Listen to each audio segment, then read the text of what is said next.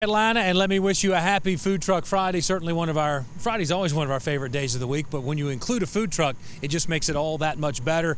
The truck is here with us today. You've heard of Tex-Mex. Well, they like to call themselves MexSoul food, and they've been here before. You may remember. Let's take a walk over here. In fact, last time they were here, William, he's working up to the last second right up there in the window.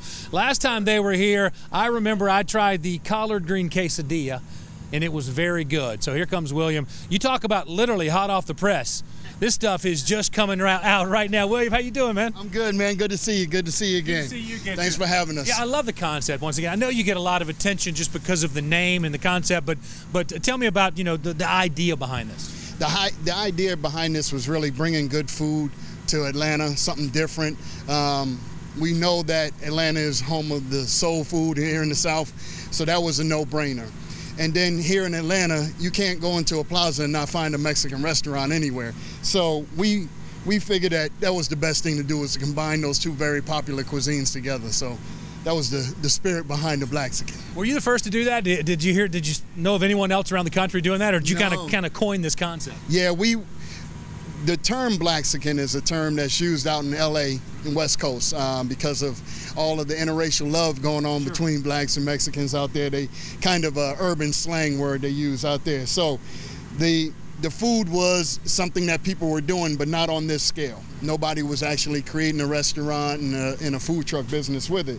So it seemed like, the sky just opened up for me and told me this is what we need to be doing. So there's no doubt the truck's a head turner whenever you see it driving down the road. 8 years later, it's still going really well. Talk about what we have here today. What do we have here? Okay, what we're doing today is we're showcasing what's in our restaurant now. Okay. We have a restaurant now on Peachtree Corners, 5260 Peachtree Industrial Boulevard. And what we have are a few items that we don't normally sell on the truck, which is going to be our steak torta, which is our marinated steak, freshly cut. And then we have our black seed bowl. Now this is going to be a fajita-style veggies that we top on top of a bed of Mexican rice with black-eyed peas in it. And then this is a special we're doing this week at the restaurant, and that's our shrimp and grits tostadas. So it's pretty amazing. Looks pretty good. Blackened shrimp on top of some cheese grits on top of a tostada. Man, can't beat that, baby.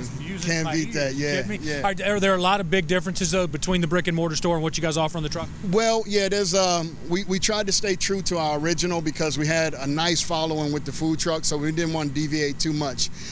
But with the restaurant, we're able to do some more creative things and also have beer and wine. I make a mean sangria. Mean one. Yeah, mean sangria.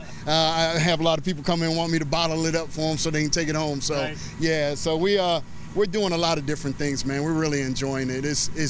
We're coming up on our 1st year anniversary for the restaurant and our 8th year anniversary with the food truck. So as far as the truck, are you guys pretty much booked up on private events, or might people still see you at a truck park or something like that? Yeah, occasionally we still do truck parks and everything. We do Smyrna, we do Dunwoody, Alpharetta, those weekly events, that go on for the public.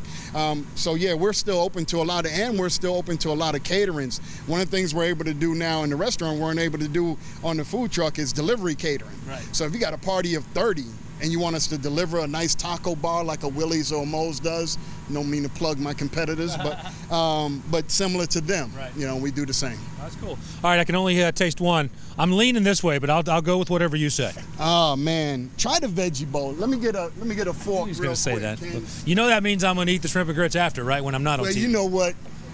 This is all for you guys, so whatever you choose, you man. hold this. I want you to. Well, when you said black-eyed peas were in there, you kind of got my attention. Yeah, man, that's something that keeps the people coming. I need to carry my own big metal strong fork, but I'm going to do my best here with this. Fresh vegetables, man, never frozen. Here we go. Well seasoned. People come in the restaurant. Come on, man, come on. He's going in. That's what I'm talking about. He's going in. Ethiopian style, man. That's how they do it with the hands. I know where these hands have been. Right on. How's that, man? You know what? That's pretty good. That's really good. I'm still going to try that during the commercial break. All right, man, though. do that. Sharon, we'll give him one of these. Okay. Oh, yeah, bring some in here, too. Double thumbs up. That looks really good. Okay, thanks, guys. Well, how do you plant, or how do your plants look in the dark? If you like to be outside after the sun has set, Good Day's Joanne Feldman has more on creating a night garden. Well, we typically think of